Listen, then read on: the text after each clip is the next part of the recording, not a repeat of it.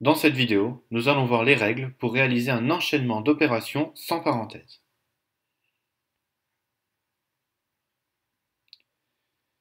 Dans une expression sans parenthèse ne comportant que des additions et des soustractions, on effectue les calculs de gauche à droite.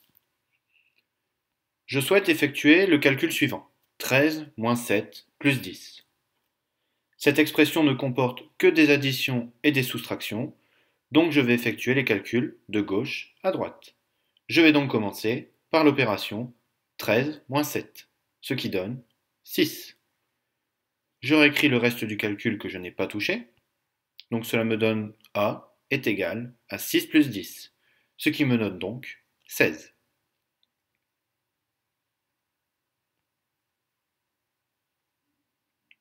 La deuxième règle est la suivante. Dans une expression sans parenthèse, ne comportant que des multiplications et des divisions, on effectue les calculs de gauche à droite. Dans le calcul suivant, je n'ai que des multiplications et des divisions. Je vais donc effectuer les calculs de gauche à droite.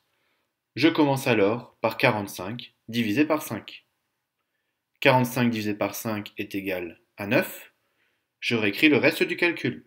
Grand B est égal à 9 fois 3, ce qui donne 27.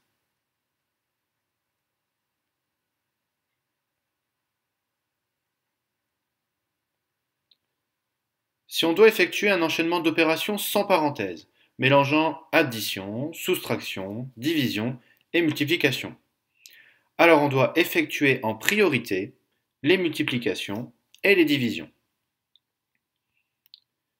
Dans ce calcul, 57 moins 7 fois 8, j'ai une soustraction suivie d'une multiplication.